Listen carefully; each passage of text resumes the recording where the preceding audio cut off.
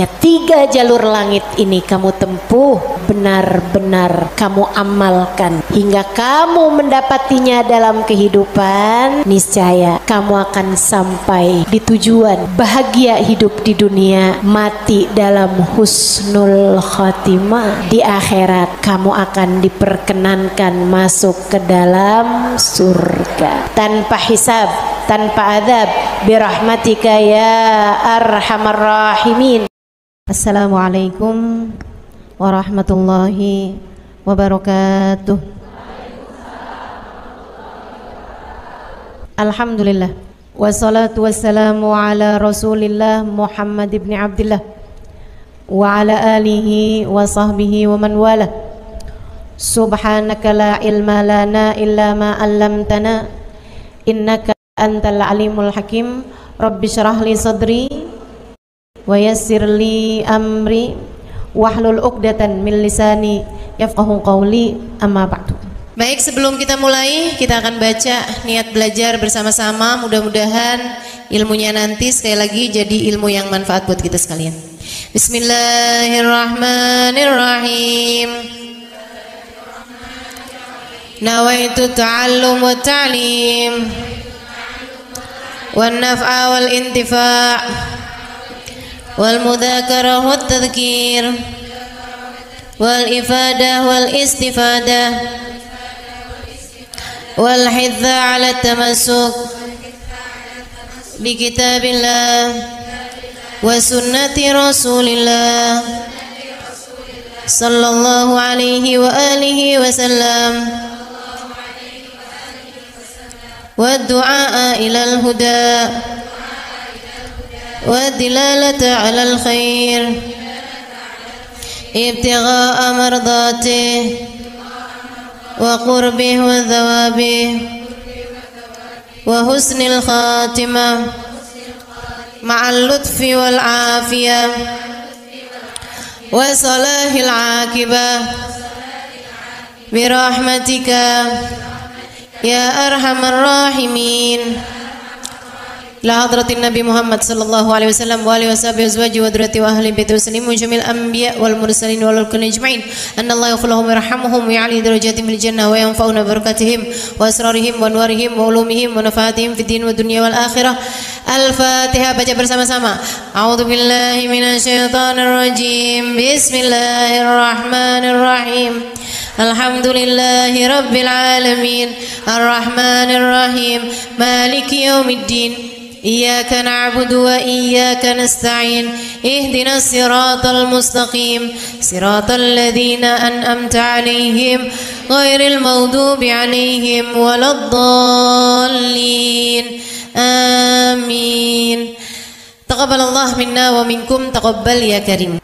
Peta kebahagiaan hidup dunia membawamu kepada kebahagiaan hidup akhirat. Peta untuk membuatmu kenal kepada Sang Pencipta. Jalan hidup yang dapat membawamu menuju surga. Ini namanya jalur langit. Yang paling rugi yang gak mau ngikutin peta ini. Yang paling sukses yang jalan hidupnya mengikuti peta ini, mengikuti jalur langit ini. Karenanya adik-adik, ibu-ibu, saudariku sekalian yang saya muliakan, izinkan saya di kajian pada siang hari ini menyampaikan padamu tentang bagaimana cara kita menempuh perjalanan menuju Allah Subhanahu wa ta'ala lewat jalur langitnya. Biar gak sumpek hidupmu di dunia, biar matimu husnul khotimah, biar di akhirat nanti dapat masuk surga. Bukankah itu yang kamu mau? Bukankah itu yang kamu inginkan? Adik-adik, bukankah itu adalah cita-citamu? Betul? bahagia di dunia, mati husnul khotimah, di akhirat masuk surga. Adakah keinginan lebih tinggi daripada itu? Adakah cita-cita lebih mulia daripada itu? Enggak ada. Mesti menempuh jalur langitnya, karena surga adanya di langit. Karena segala kebaikan-kebaikan turun dari alam langitnya Allah Subhanahu wa taala menuju ke alam dunia ini. Saat kamu rasa dadamu sesak di dunia, maka naiklah ke atas dan menengadahlah. Maka dada langit siap untuk merengkuhmu, menjadikan sesakmu tak lagi bernilai apa-apa. Sesakmu jadi lega, sesakmu jadi lega. Ayo nih, buat adik-adik yang kegalauan mulu dengerin saya. Buat ibu-ibu yang pusing mulu, terutama kalau lihat sisa saldo akhir bulan, dengerin saya. Simak baik-baik jalur langit. Gimana sih caranya kita menempuh jalur langit? Pertama,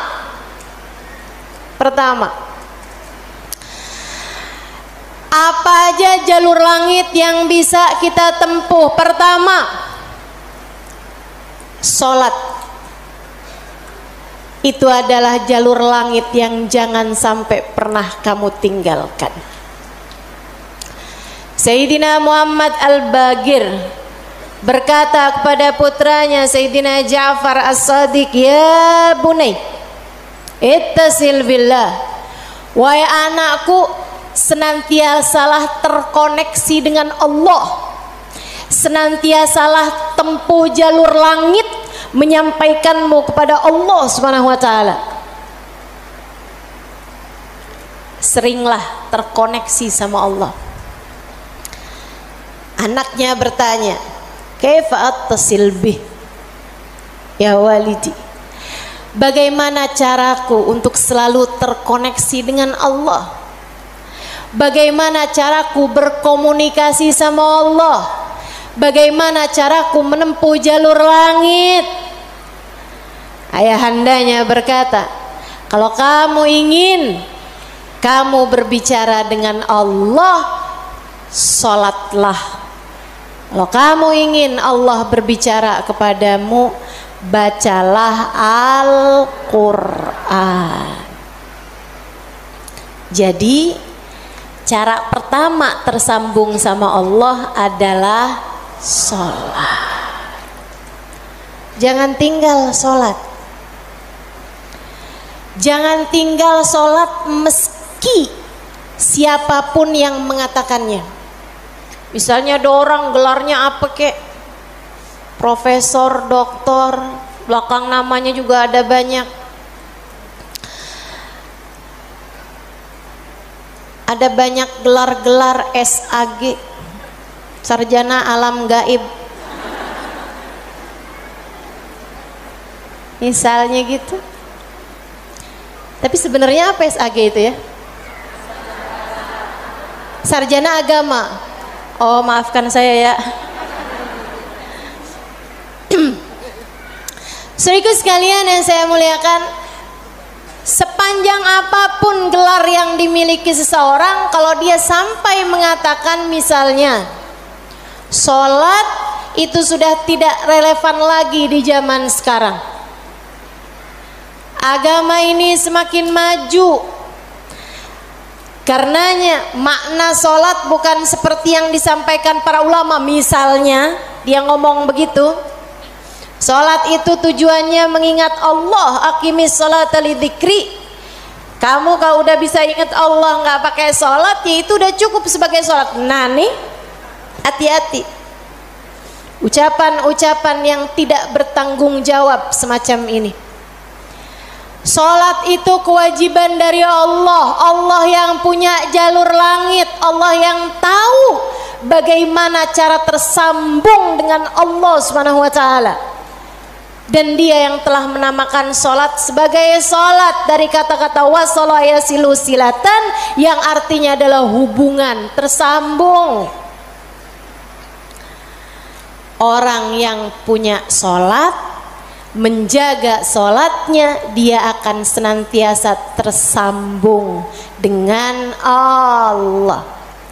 Dia adalah orang-orang yang menjaga jalur langit, komunikasi langitnya tetap tersambungkan. Jagain sholat, Dek, jagain. Tapi saya belum bisa khusyuk Ustazah. Nggak apa-apa. Saya masalahnya kalau sholat suka ngelambiar pikiran kemana-mana Ustazah. Sama. Saya juga. Sama. Tapi nggak apa-apa. Jangan pernah tinggal sholat. Imam Ghazali bahkan menyebutkan salah satu penyebab kematian dalam su'ul khatimah, salah satu penyebab iman tercabut dari dalam hati di saat kematian datang, naudzubillah min dzalik, nomor 1 tarkus shalah, meninggalkan salat. Tiang agama kita. Siapa yang salatnya benar, ibadahnya benar. Siapa yang ibadahnya benar, hidupnya benar. Siapa yang hidupnya benar, bakalan matinya benar. Siapa yang matinya benar, di akhirat dapat kehidupan yang menyenangkan. Karenanya mesti, harus, nomor 1 kamu benahi dalam hidupmu, jangan tinggal sholat. Sesibuk apapun kamu, sholat jangan tinggal, Dek. Sedang mengerjakan aktivitas penting semacam apapun, sholat jangan pernah tinggal, Bu. Jangan pernah tinggal sholat. Sebab orang kalau lagi ninggal sholat, bukan hanya karena dia nggak mau sholat, tapi karena dia tidak diizinkan Allah untuk menghadap kepadanya, telah diputuskan jalur antara dia dengan Allah Subhanahu wa taala. Naudzubillah min dzalik, jalur langit telah terputus darinya. Itu kayak punya HP tapi nggak ada sinyal, nggak bisa dibikin apa-apa HP-nya. Punya HP nggak ada sinyalnya, Bu, nggak ada kartunya, mau dipakai apaan? Mau dipakai ngulek sambel? Ya kan enggak gitu. Karenanya teman-teman sekalian, sholat jangan tinggal. Kamu kalau dibikin sama Allah dalam hidup nggak ngerjain sholat, kamu perlu menangisi hal tersebut. Kenapa gitu? Saya sering sampaikan, orang ketika sholat bukan hanya karena dia mau sholat, akan tetapi karena dia masih punya nilai di sisi Allah, sehingga Allah masih izin. Allah kalau benci sama satu makhluknya, sama seorang hambanya, Allah nggak akan izinkan orang tersebut menghadapkan dirinya kepada Allah dalam sholatnya. Dia kirain dia yang nggak mau sholat, padahal Allah yang nggak mau dia menghadap kepadanya. Telah diputus jalur antara dia dengan Allah Subhanahu wa ta'ala. Na'udzubillah min dzalik. Ada yang nanya sama saya, Ustazah, saya nih kan lagi belanja nih Ustazah, kan sibuk tuh kan. Belanja di mana? Di mall Ustazah. boleh nggak Ustazah saya jamak sholat saya? Lah ngemol di jamak sholat? Agak nih. Belanja ke pasar, sholat udah sampai di jamak-jamak. Innalillahi. Boleh nggak Ustazah? Nggak boleh lah. Yang boleh jamak sholat itu kalau bepergian, itu pun juga dengan jarak keluar kota 82 km. Tapi kalau kurang dari itu, nggak boleh mengerjakan jamak sholat. Katanya Nabi Muhammad, man jama'as shalah bi ghairi udrin faqad atababan min abwabil kabair. Siapa yang suka ngumpul-ngumpulin sholat, jamaah-jamaah sholat tanpa ada alasan yang dibenarkan, dia sedang mendatangi salah satu pintu dari pintu-pintu dosa-dosa besar. Dia tanya, boleh nggak Ustazah jamaah sholat? Nggak boleh, kecuali karena ada alasan yang dibenarkan. Emang kenapa gitu Ustazah? Kamu kalau kepengen hidup dipentingkan sama Allah, maka kamu harus mementingkan Allah. Sholat adalah gambaran tentang kamu mementingkan Allah, maka insya Allah hidupmu akan dipentingkan oleh Allah. Jarur langit yang pertama adalah sholat. Makanya ada orang yang sholatnya khusyuk-khusyuk, ada orang yang sholatnya panjang-panjang. Tuh guru-guru saya tuh sholatnya panjang-panjang, terutama sholat sunnah. Kalau sholat fardu ringan-ringan aja, karena beliau mengerjakan sholat fardunya berjamaah jadi imam. Nah, itu katanya Nabi Muhammad, kalau kamu sholat jadi imam jangan jang. Tapi kalau kamu sholat sendirian, silahkan mau panjang kayak gimana pun silahkan balik. Kalau sholat jadi imam, Bismillahirrahmanirrahim. Jadi imam, Bismillahirrahmanirrahim. Jadi imam. Giliran sholat sendirian, Bismillahirrahmanirrahim. Jalur langit yang indah, jangan pernah jadikan doa hanya sekedar, sebab doa adalah semua yang kamu perlukan. Bu, Kak, Dek, Nak, dengerin saya. Kamu yang sekarang adalah hasil dari doa-doamu di masa lalu. Coba liatin dirimu itu. Kamu yang sekarang adalah hasil dari doa-doamu di masa lalu. Orang-orang besar yang kamu lihat sekarang ini adalah hasil dari doa-doanya di masa-masa lalu. Oh, kamu lihat, orang itu pinter banget ya. Adalah karena di masa dulunya, di masa kecilnya, di masa remajanya, ia selalu mengangkat tangan untuk minta dari Allah Subhanahu wa taala, Rabbi zidni ilman nafi'a. Ya Allah, tambahkanlah untukku ilmu yang bermanfaat. Ya Allah, ajarkanlah kepadaku ilmu-Mu.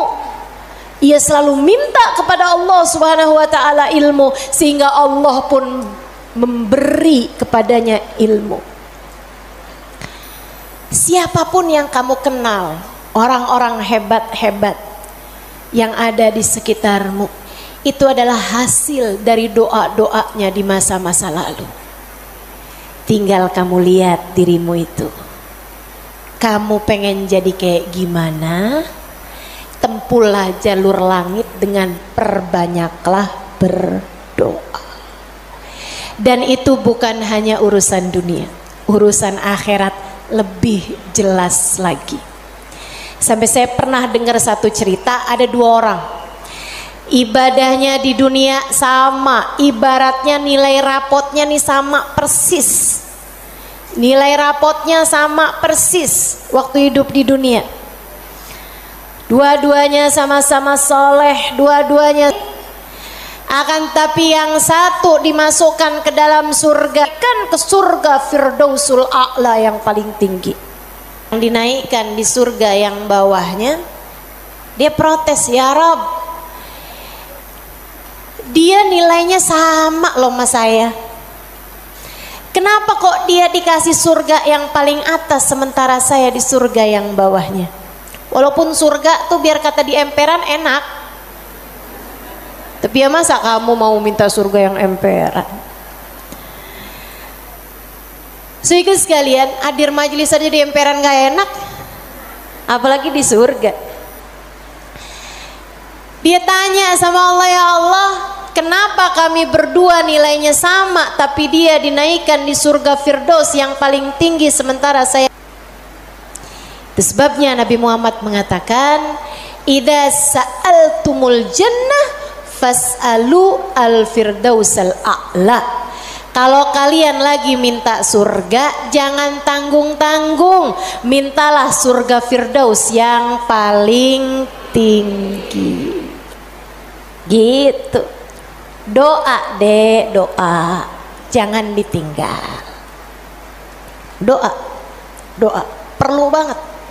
Kamu harus sering-sering doa. Ustadzah, doa yang paling bagus apa? Lah doa itu urusan minta kok. Maka mintalah sesuai dengan apa yang kamu mau. Saya punya cerita indah yang diceritakan oleh salah satu guru saya beberapa bulan yang lalu ketika kedatangan beliau ke Indonesia, namanya Hubabah Syarifah bintul Habib Muhammad bin Abdul Al-Haddar. Beliau datang dari Sewun, Hadramaut, Yaman. Saya menjadi penterjemah beliau kala itu, jadi saya ingat betul kisahnya.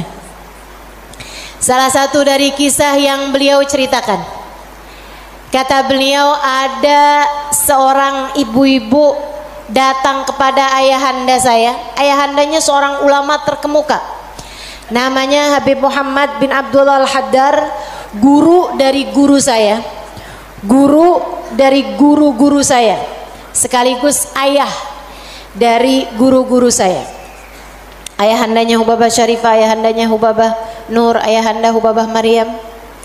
Habib Muhammad bin Abdullah Al-Haddar, pemilik Ribat Bayda di kota Bayda, Yaman sana itu.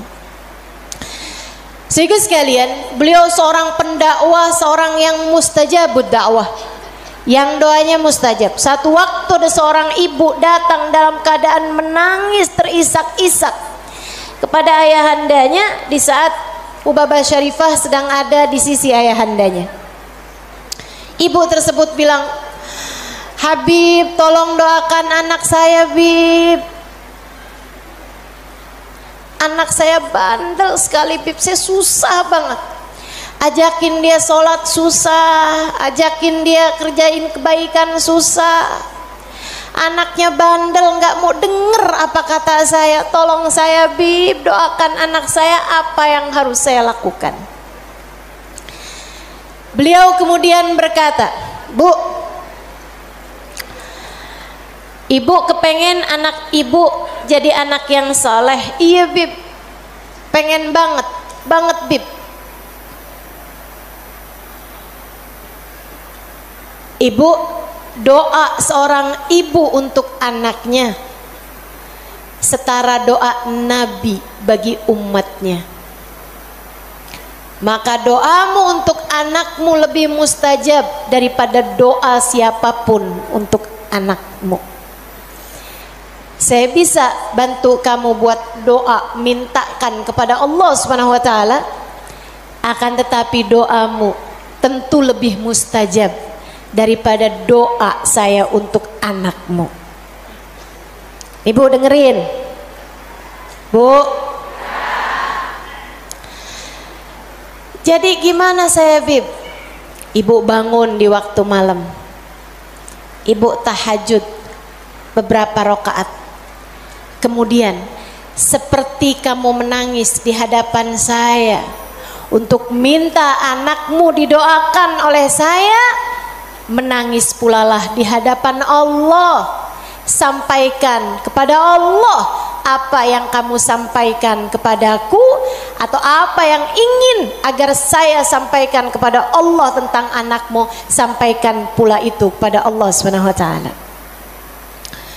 Baik Bib, pulang dikerjain. Nah itu perempuan kalau solehah gitu tuh, kalau dengar kebaikan sami'na, saya dengar kemudian saya patuhi. Ini yang dengar di sini juga insya Allah seperti itu. Apa yang didapat pada hari ini semoga dapat diamalkan. Yang pertama tadi jangan tinggal. Yang kedua tadi barusan ini perbanyak jalur langit. Dia pun mengerjakannya, bangun di waktu malam nangis, ya Allah tolong liatin anak saya, kesianin anak saya ya Allah, solehkan dia ya Allah. Tolong pandang anak saya dengan pandangan kasih sayangmu ya Allah. Saya nggak ngerti cara melakukannya ya Allah. Seperti mana engkau telah menjadikan anak dari hamba-hambamu yang soleh salehah. Kau jaga mereka, jaga pula lah anakku ya Allah. Jauhkan dari segala dosa-dosa, jauhkan dari segala kejahatan-kejahatan. Tolong jaga anak saya ya Allah. Terus didoain anaknya, didoain anaknya, doain anaknya. Malam demi malam, malam demi malam. Dan Bu, Kak, Dek, Nak, doa itu bukan instan. Doa itu tidak seperti kamu nyeplok telur sekarang mateng sekarang, enggak gitu. Enggak gitu. Doa itu Allah mau lihat kesungguhan hatimu dalam meminta. Perlu waktu yang sering kali tidak sebentar. Sebab Allah mau melihat kesungguh-sungguhanmu. Karenanya kalau doamu belum diijabah, jangan menyerah. Dek, kalau doamu belum diijabah, jangan nyerah.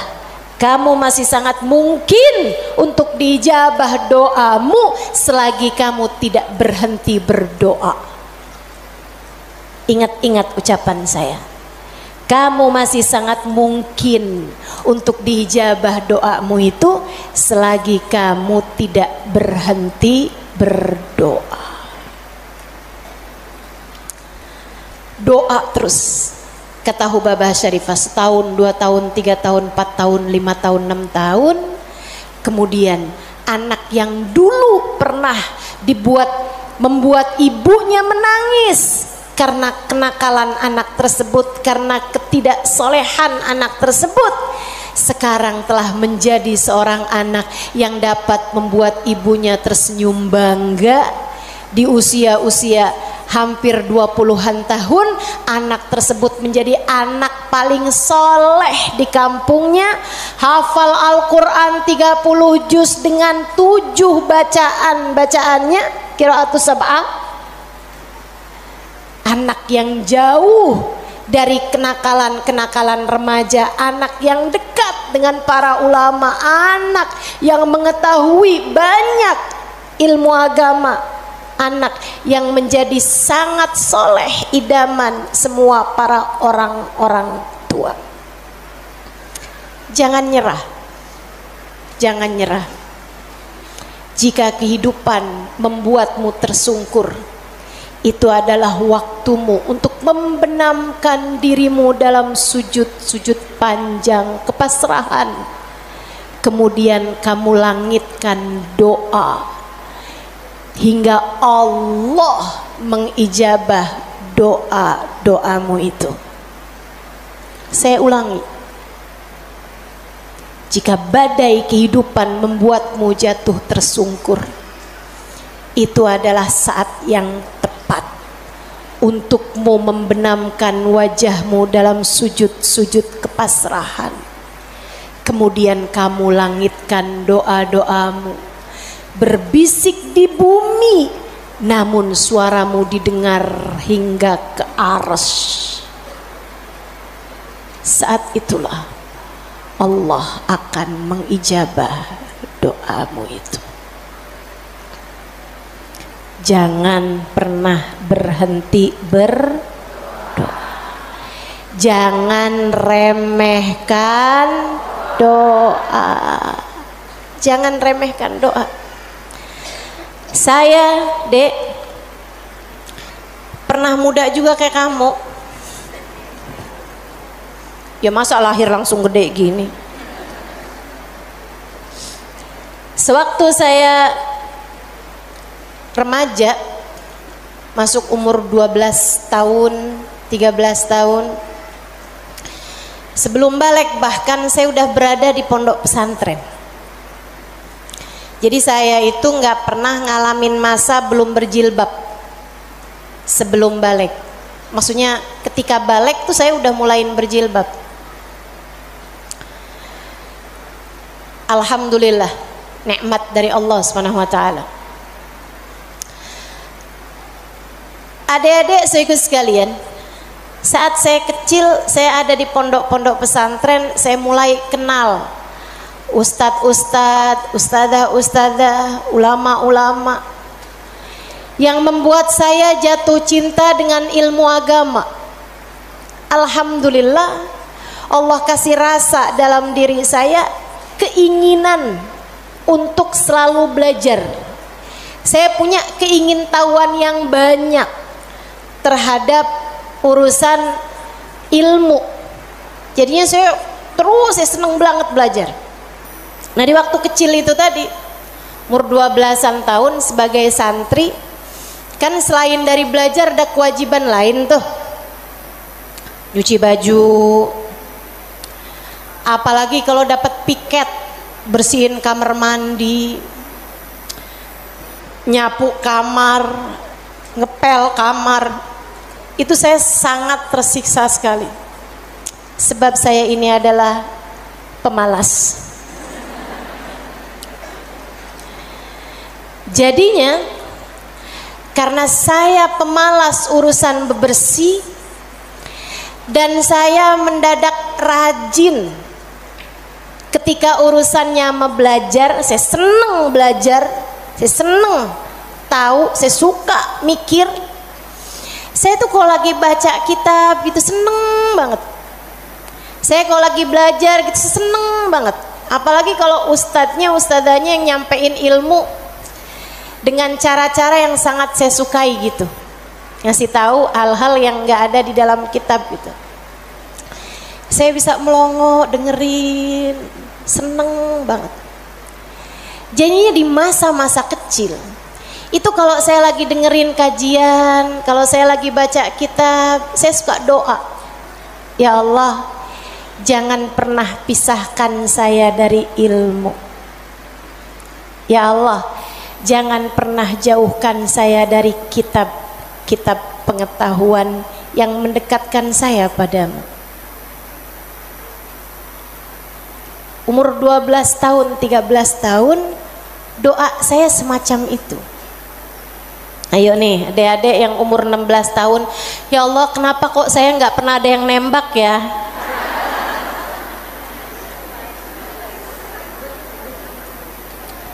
Kata Allah, ya karena aku sayang padamu, karena aku berkehendak untuk menjagamu gitu.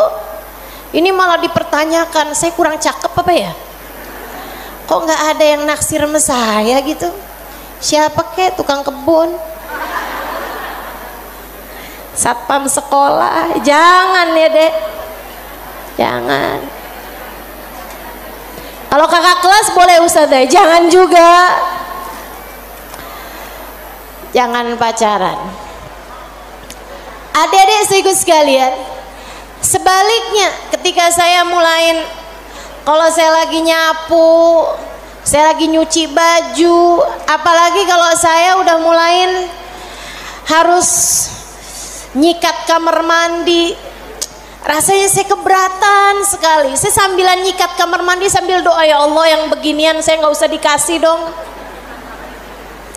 Ya Allah selamatkan saya dari hal-hal yang semacam ini. Alhamdulillah, alhamdulillah.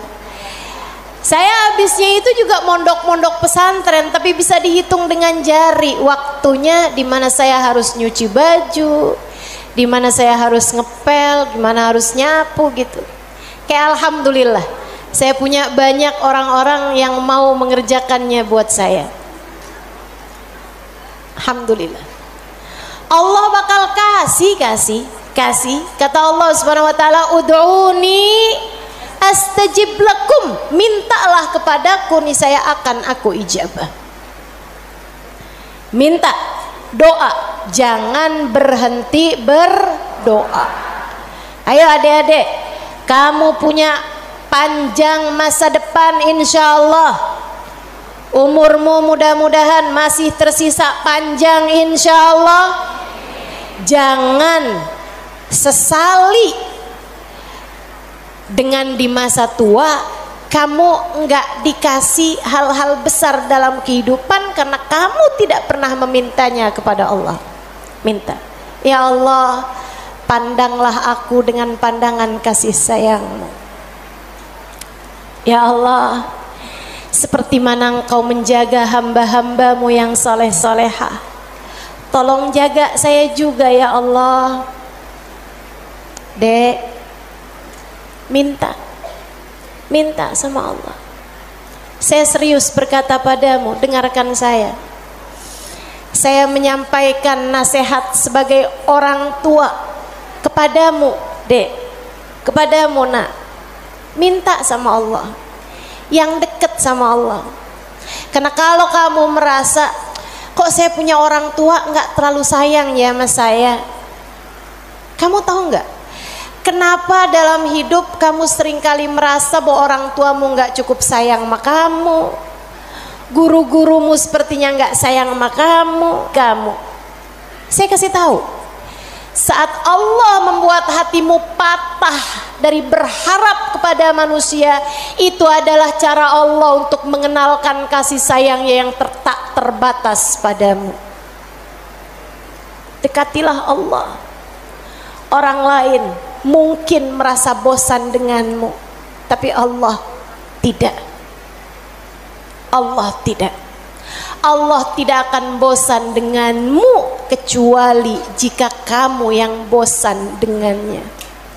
Allah tak akan meninggalkanmu kecuali jika kamu yang meninggalkan Allah.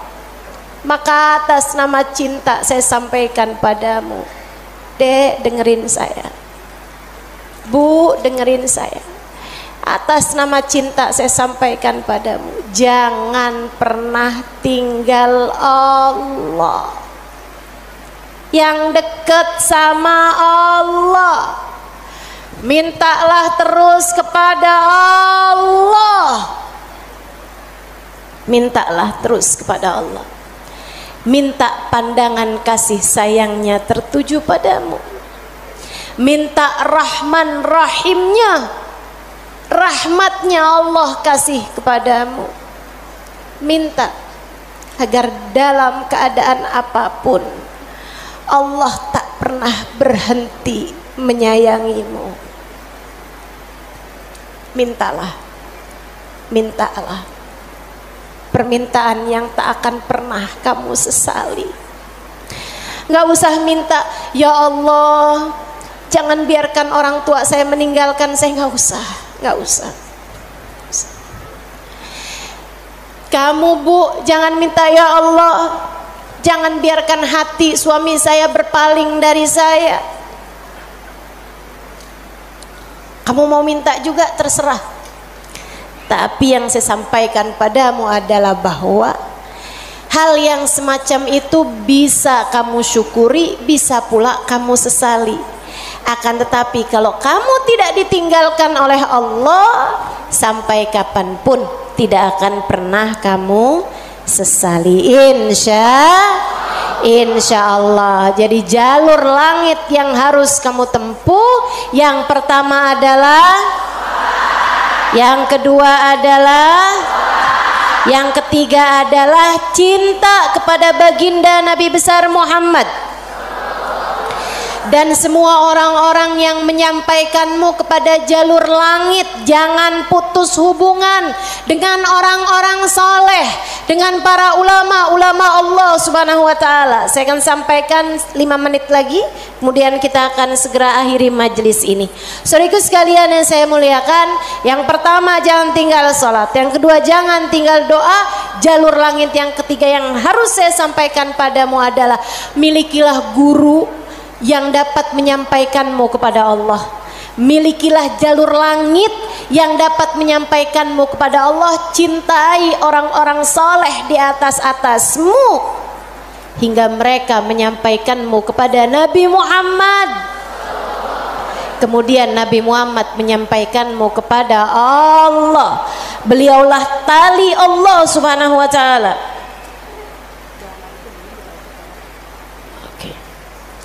Beliaulah tali Allah Subhanahu wa ta'ala yang terbentang kepada kita sekalian. Mudah-mudahan Allah Subhanahu wa ta'ala senantiasa menyampaikan kita kepada Allah Subhanahu wa ta'ala lewat jalur langit yang benar, jalurnya baginda kita Nabi besar Muhammad sallallahu alaihi wa ala alihi wasallam, manusia yang paling penuh kasih kepadamu. Andai kamu tahu seperti apa sayangnya Nabi Muhammad kepadamu, niscaya air matamu akan senantiasa meleleh karena rindu padanya.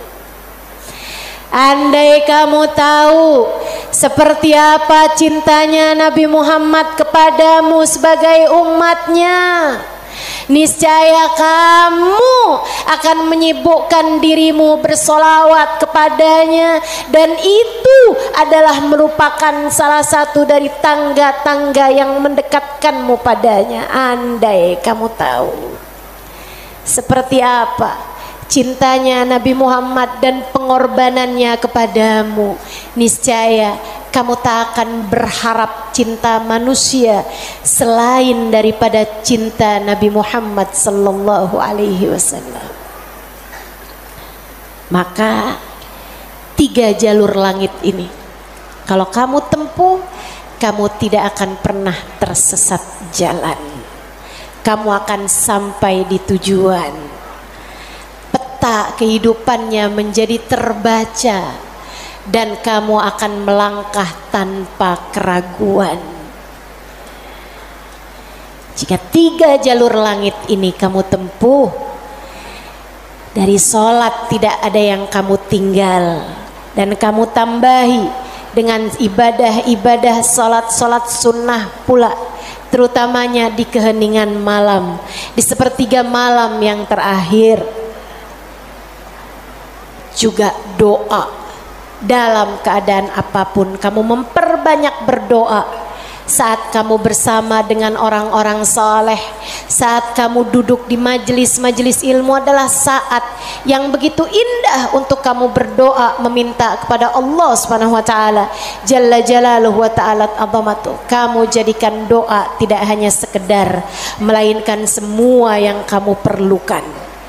Kemudian besar cintamu kepada baginda Nabi besar Muhammad sallallahu alaihi wasallam, maka itulah 3 dari rahasia jalur langit yang dapat saya sampaikan kepadamu. Jika ketiganya benar-benar kamu amalkan hingga kamu mendapatinya dalam kehidupan, niscaya kamu akan sampai di tujuan, bahagia hidup di dunia, mati dalam husnul khatimah. Di akhirat kamu akan diperkenankan masuk ke dalam surga tanpa hisab, tanpa adab, birahmatika ya arhamar rahimin wa bijudika ya ajwadal ajwadin, innahu waliyu dzalika wal qadir alaih.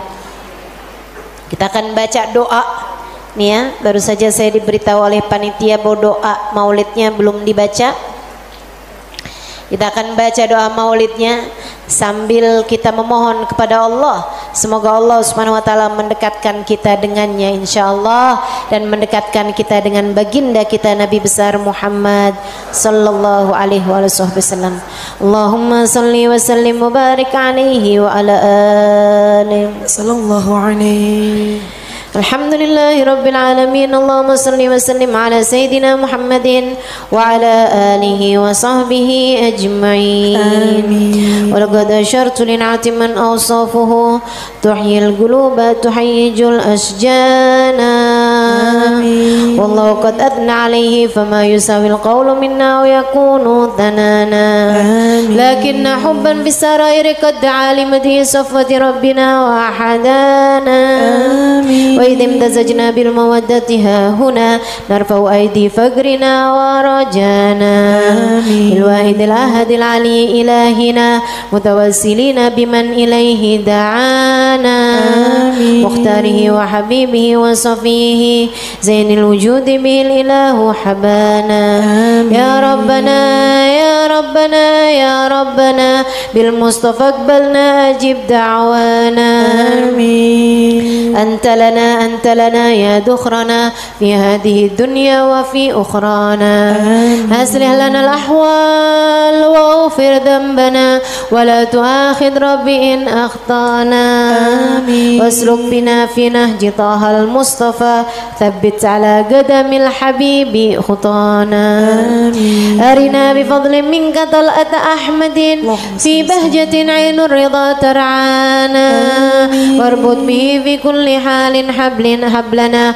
وحبال من ود ومن والانا المحسنين ومن أجاب نداءنا وذوي الحقوق وطالبا أوصانا والحاضرين وسعيا في جمعنا ها نحن بين يديك أنت ترانا ولقد رجوناك فحقق سؤلنا واسمع بفضلك يا سميع دعانا وانصر بنا سنة طه في بقاء الأرض واجمع كل من عادانا وانظر إلينا واسكنا كأس الهنا واشفي وعافي عاجلا مرضانا واقض لنا الحاجات. Silakan sebutkan hajat masing-masing. Assalamualaikum warahmatullahi wabarakatuh.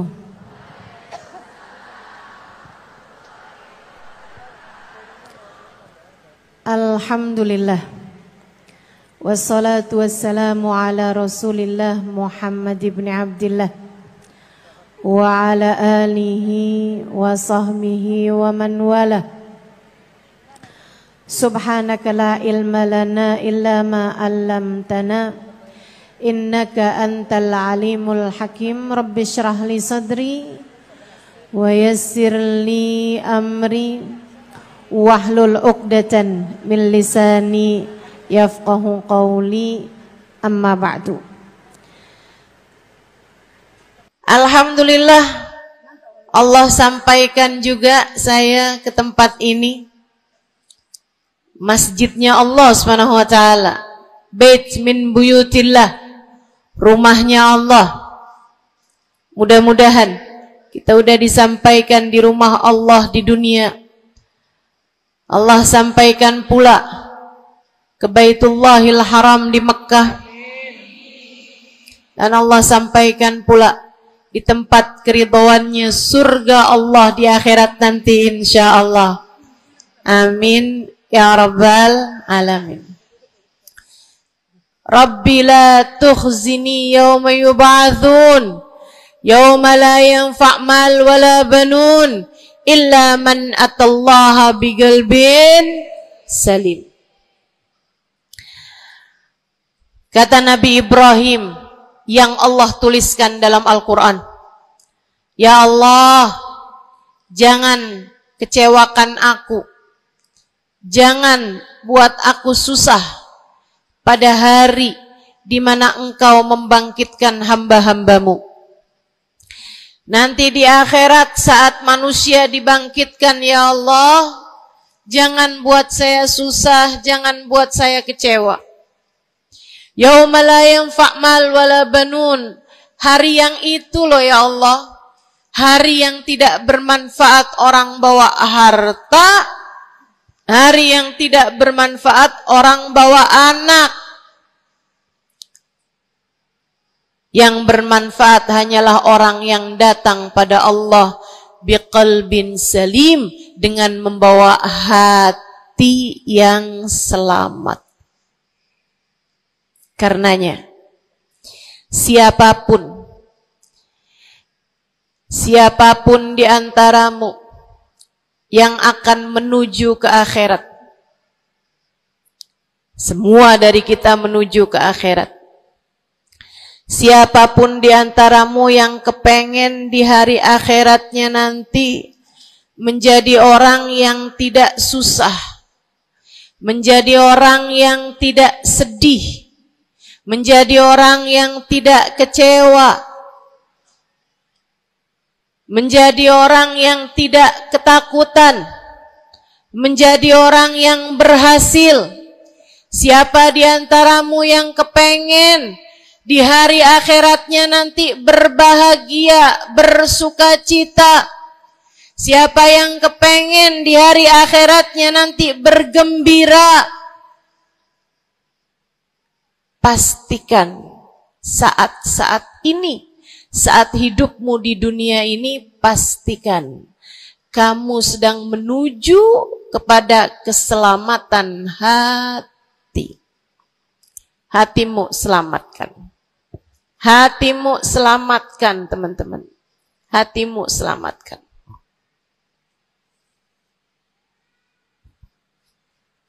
Semoga Allah karuniakan kepada kita selamatnya hati, insya Allah. Amin. Semoga Allah menyelamatkan hati kita semua. Semoga Allah menyelamatkan hati kita semua. Nabi kita Muhammad menyebutkan dalam salah satu hadisnya,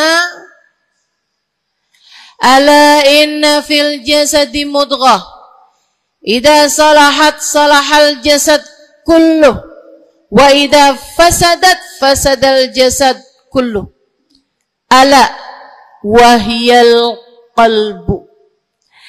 Kata Nabi, ketahuilah sungguhnya dalam diri manusia terdapat segumpal darah. Apabila ia bagus, ia selamat, ia bersih, selamatlah seluruh anggota tubuhnya. Apabila ia rusak, ia hancur, ia gelap, ia mati, maka hancur pulalah seluruh anggota tubuhnya.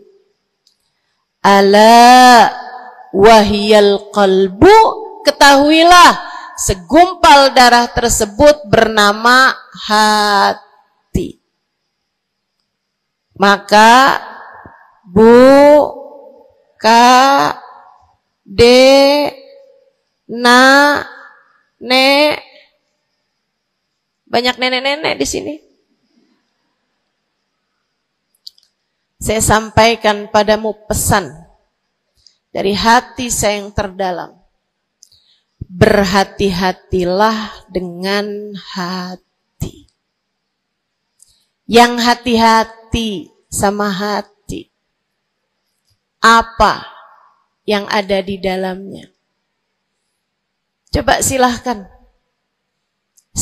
kamu pikirkan nih, kondisi hati saya nih kayak apa. Kita kalau badan lebih gampang ngerasainnya. Saya kalau ditanya, Ustazah lagi sakit? Iya. Sakit apanya Ustazah? Kaki. Saya bisa jawab. Tapi kalau kamu ditanya misalnya, gimana kabar hati kamu?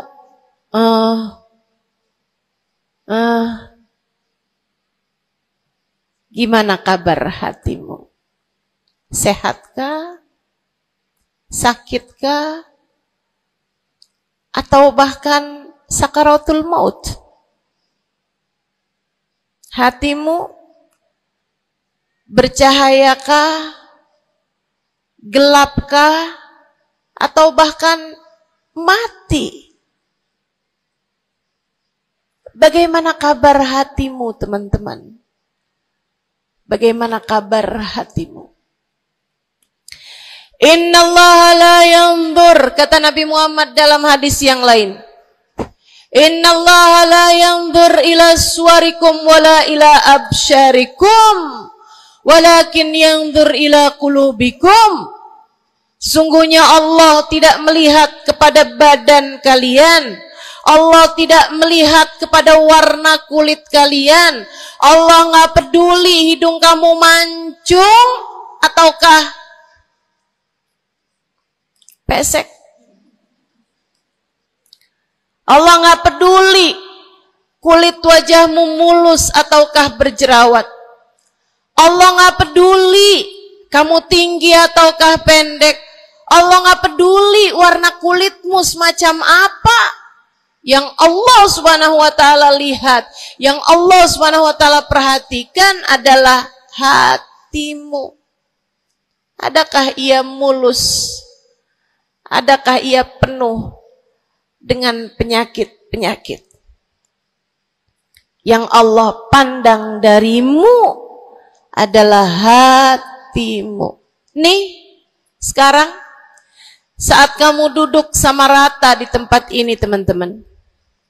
Meskipun ada yang lebih tinggi, ada yang lebih rendah, tapi kita duduk nih sama-sama di tempat ini nih. Nilaimu di mata Allah bukan seberapa dekat jarak antaramu dengan saya.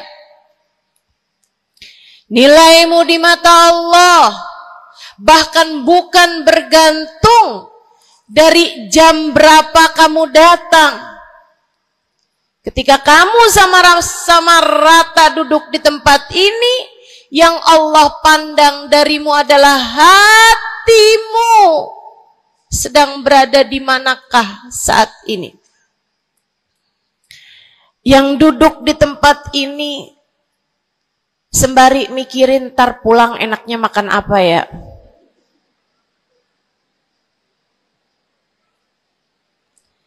Yang duduk di tempat ini sambil mikirin, kok saya lapar ya? Iya, belum sarapan. Gara-gara buru-buru, takut nggak kedapatan tempat duduk. Gara-gara buru-buru, kepengen bisa lihat mukanya Ustazah Halimah yang viral.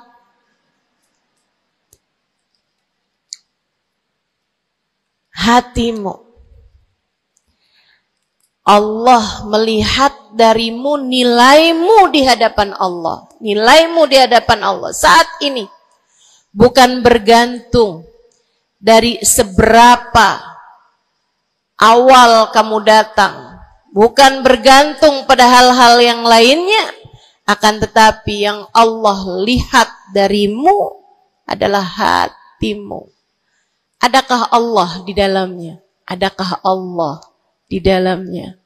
Adakah Allah di dalamnya? Pun demikian dengan kamu saat sholat, pun demikian saat kamu sedang sedekah. Semuanya masalah hati, teman-teman. Semua masalah hati. Kata guru saya Sayyidil Habib Umar bin Hafid, al-madar kullal madar fi salahil gulub. Urusan segala urusan, sumber segala macam urusan, dasar segala macam urusan ada pada bagusnya hati. Kalau udah hatinya bagus, bagus semuanya. Kalau udah hatinya busuk, busuklah semuanya. Semoga Allah selamatkan kita dari busuknya hati. Semoga Allah selamatkan kita dari busuknya hati. Amin ya rabbal alamin. Dunia, akhirat, masalah semuanya ada pada hati. Karenanya yuk kita bahas gimana sih caranya nyelamatin hati. Yang pertama, kalau kamu pengen tahu caranya nyelamatin hatimu, yang pertama,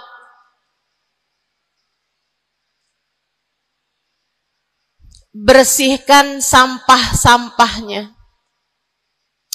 Nih, kamu mau rumah itu biar bagus, biar terjaga, biar selamat. Kamu lihat dalamnya, oh banyak sampah, banyak noda, banyak kotoran. Dari mulai kotorannya cicak, ayam, sampai mungkin anjing, karena lama nggak ditempatin.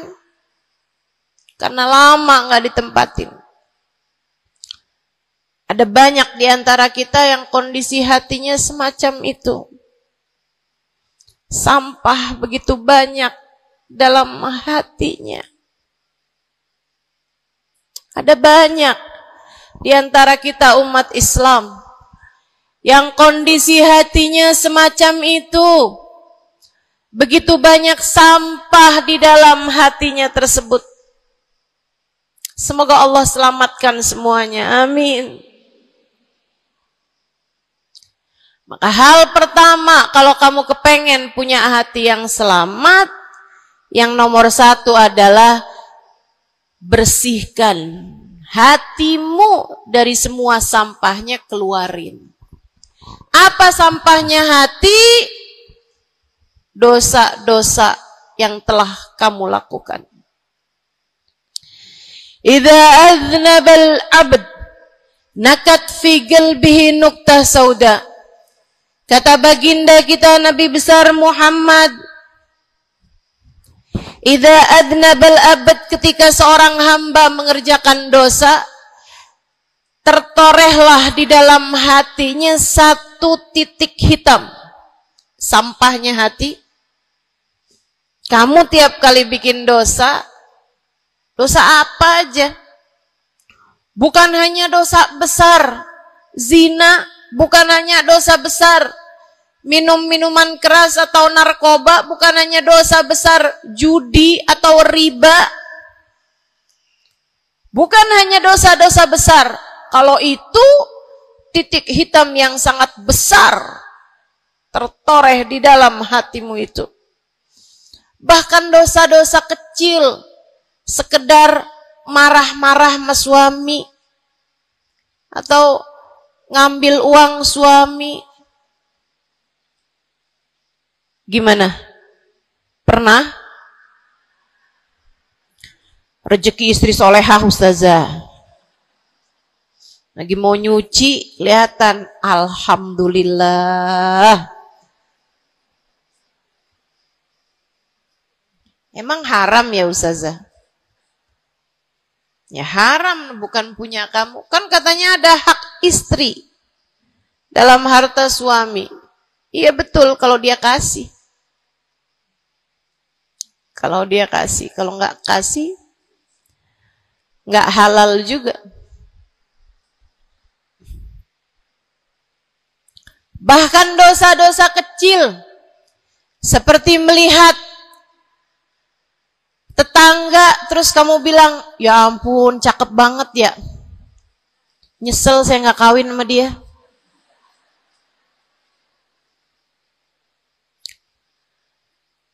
Dosa. Seperti memandang seseorang dengan pandangan menghina. Seperti membicarakan aib orang lain. Setiap kali kamu berbuat dosa, apapun bentuk dosanya, satu titik hitam tertoreh di dalam hatimu itu. Ini istighfar wa tab. Musih. Kalau dia beristighfar, kalau dia bertaubat, dihapuslah titik hitam tersebut. Wa illa, kalau enggak, ya tetap aja ada.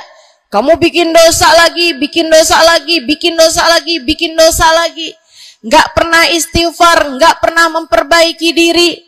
Aurat tidak kamu tutup dengan baik.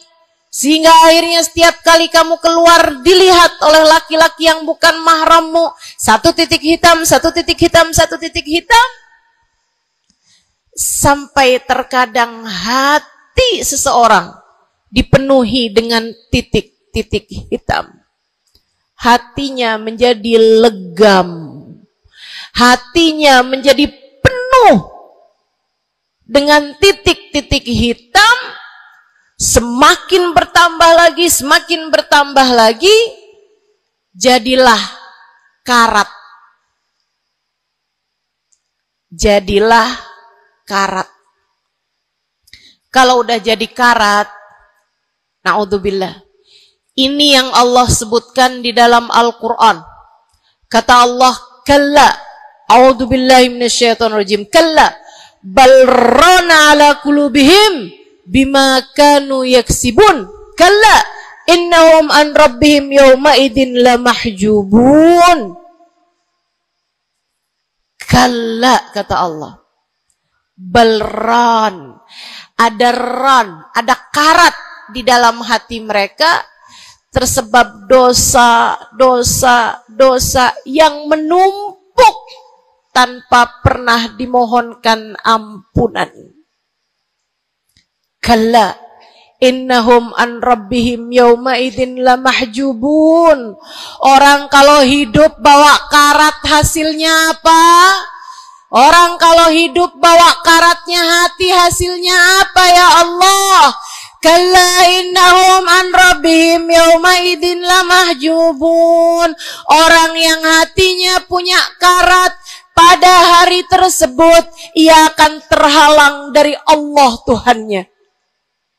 Guru saya Sayyidil Habib Umar bin Hafid menyampaikan tafsir mengenai ayat ini. Kata Habib Umar bin Hafid, tidak mati dengan membawa iman.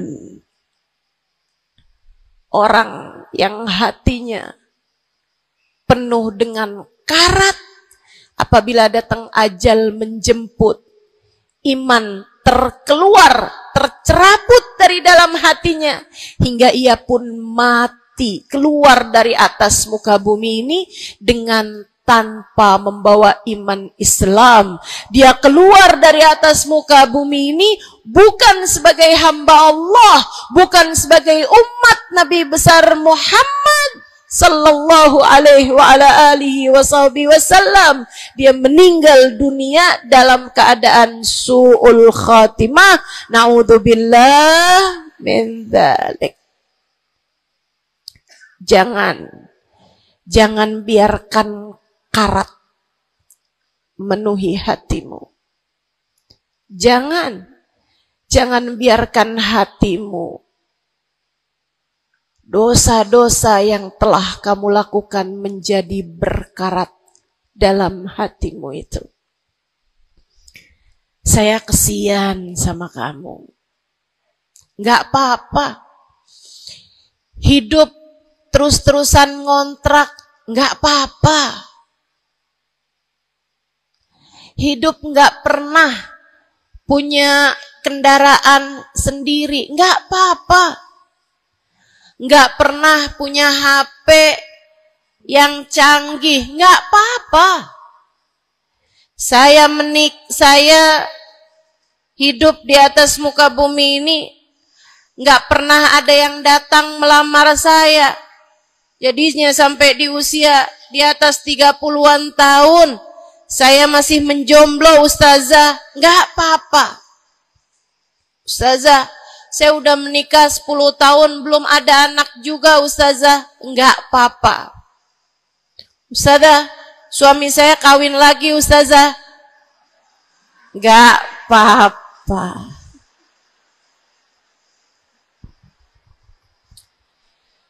Hidup di dunia ini, apapun yang terjadi, semuanya hanyalah sementara.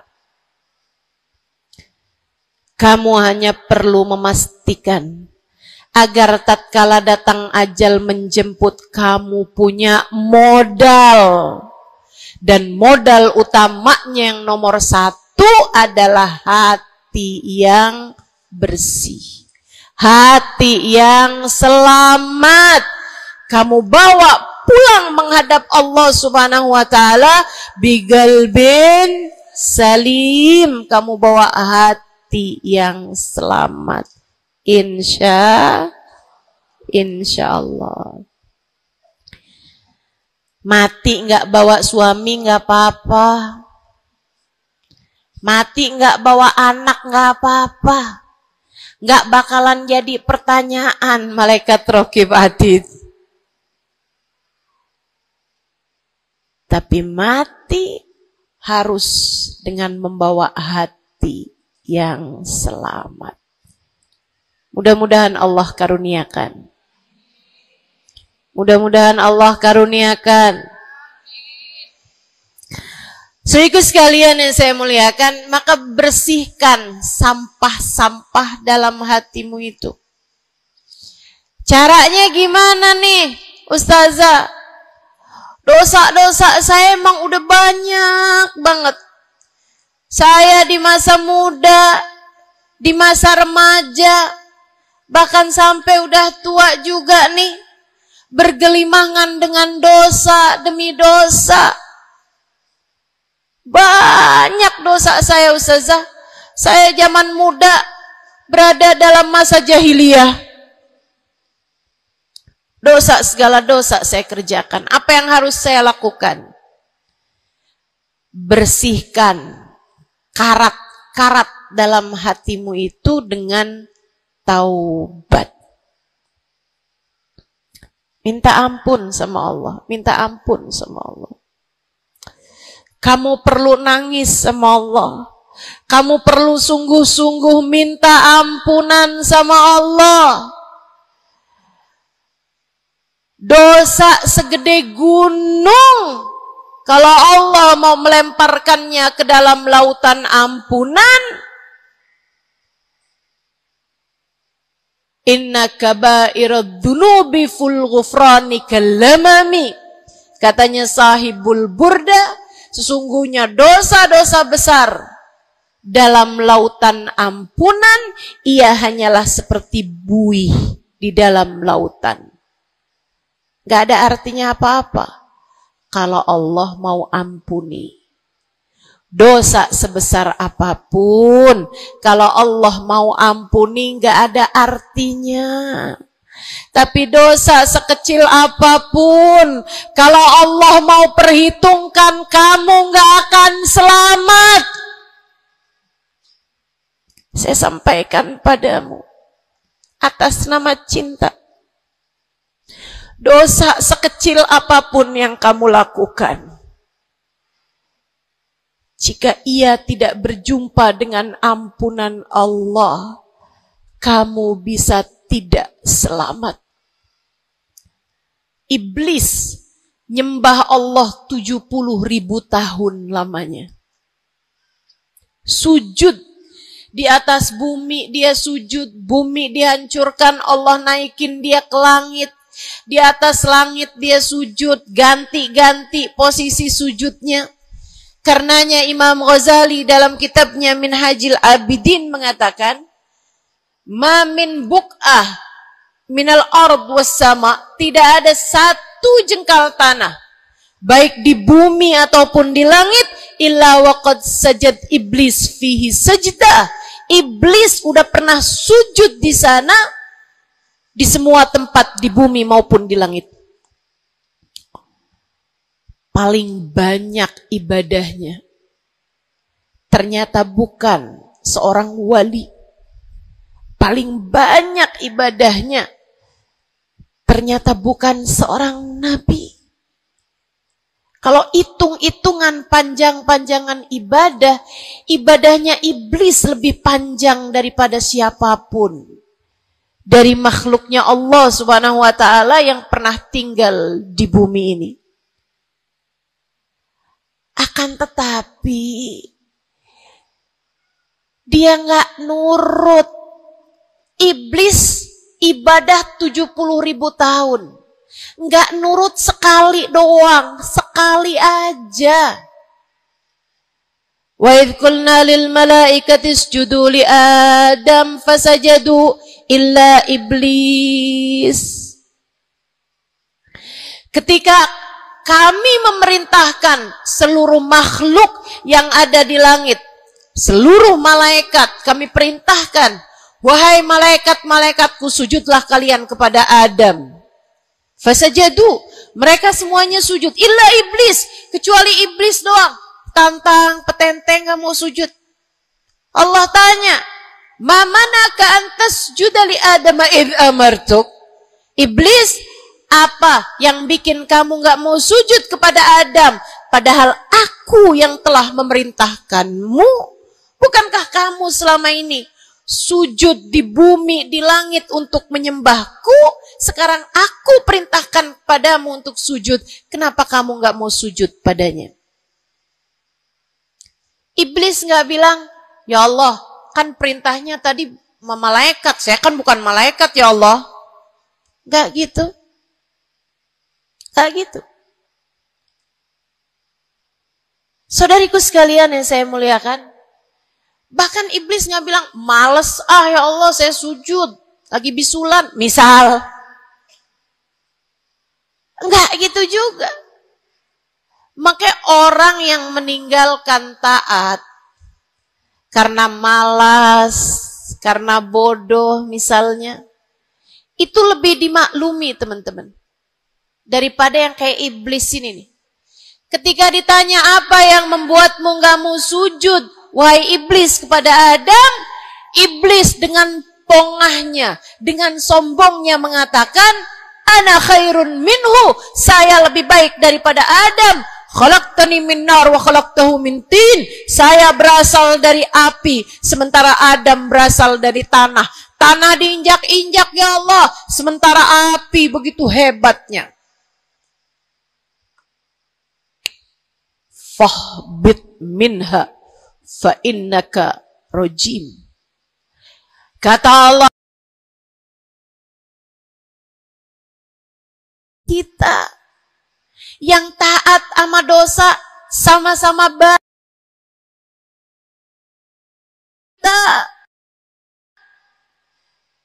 Yang mungkin dosa kita lebih banyak daripada taat kita.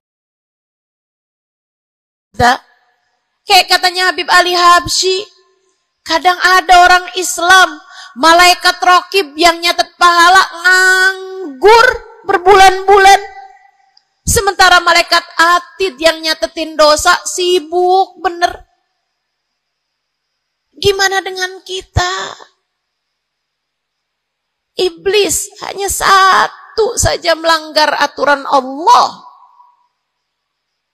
Allah kemudian mewahyukan padanya, keluar kamu wahai iblis dari surgaku, sesungguhnya kamu terkutuk. Kamu, kalau Allah mau memperhitungkan satu saja dosa kamu, kamu gak akan selamat. Saya sampaikan padamu, iya kamu, semua yang dengerin saya. Kalau Allah mau memperhitungkan satu saja dosamu, kamu gak akan selamat. Kamu tidak akan selamat. Tapi kan saya anaknya Fulan bin Fulan. Tapi kan saya keturunannya Fulan bin Fulan. Tapi kan saya istrinya Fulan bin Fulan. Bu, Kak, Dek, Nak, nggak selamat siapapun kamu. Anaknya Nabi Nuh, nabinya Allah tenggelam. Pamannya Nabi Muhammad, paman baginda kita Nabi besar Muhammad, Abu Lahab, Allah tuliskan kehancurannya, kecelakaannya, kebinasaannya di dalam Al-Quran. Mau siapa yang kamu andalkan? Tapi kan saya udah banyak bikin taat, saya tiap malam bangun tahajud. Kamu nggak nyampe seujung kukunya ibadah iblis 70.000 tahun. 70.000 tahun. Sujud pada Allah SWT di tiap jengkal tanah. Nih tanah yang sekarang kita jejak ini pernah dibikin sujud sama iblis. Waktu iblis tinggal di atas muka bumi ini. Tapi semuanya enggak manfaat. Kalau Allah mau memperhitungkan satu saja dosa hambanya, ia tidak akan selamat. Sebab Allah hanya mau menerima hati yang tidak ada sampah di dalamnya. Sebab hanya berkenan menerima hati yang tidak ada noda-noda di dalamnya. Sampah hatimu bersihkan, dosa-dosamu taubati, mintalah ampun kepada Allah, mintalah ampun kepada Allah. Bangunlah di waktu malam, mandilah dengan mandi taubat. Saat-saat mandimu kamu bilang dalam hatimu, ya Allah, sebagaimana air membersihkanku dari segala kotoran-kotoran di badanku, ya Allah, bersihkanlah dosa-dosaku dengan hujan ampunanmu. Kemudian sholatlah. 2 rakaat, 4 rakaat, sholat taubat. Kemudian sesudahnya, mulailah kamu ingat dosa-dosamu. Mulailah kamu ingat dosa-dosamu. Dari sejak kamu balik sampai sekarang ini. Betapa ia telah menggunung, betapa ia telah melumuri dirimu itu, betapa ia telah menjadikan dirimu kotor. Kemudian ingatlah nikmat yang telah Allah SWT berikan, bahwa bersama dengan banyaknya dosa-dosamu, ia tak henti-henti memberikan kepadamu kenikmatan demi kenikmatan. Bahwa meski matamu berulang-ulang kau pandang yang haram dengannya, Allah masih membiarkan matamu dapat melihat.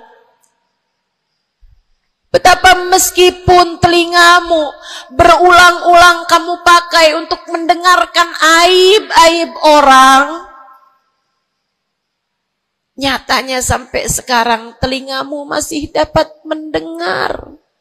Betapa lisanmu, berapa banyak hati tersakiti dari lisanmu itu. Mertuamu kamu sakiti, suamimu kamu sakiti, anakmu bahkan kamu sakiti. Bodoh banget sih jadi anak.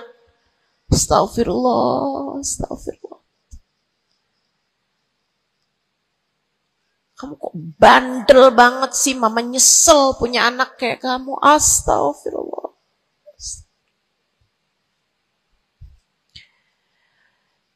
Betapa lisanmu menyakiti hati tetanggamu, saudara-saudarimu, sahabat-sahabatmu, orang-orang di sekelilingmu, merasakan gangguan dari lisanmu itu, tersakiti dari lisanmu itu. Tapi meskipun entah sudah berapa banyak dosa tercatat dari lisanmu, Allah masih tetap membiarkan lisanmu dapat berbicara sampai saat ini. Nikmat tak henti-henti Allah berikan kepadamu, bukan?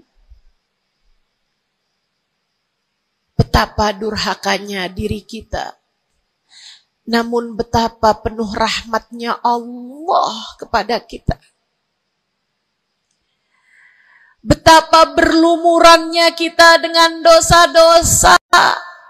Namun betapa Allah bersama dengan segala dosa-dosa yang kita lakukan, tak henti-hentinya membanjiri kita dengan kenikmatan. Wa in ta'uddu ni'matallahi la tuhsuha.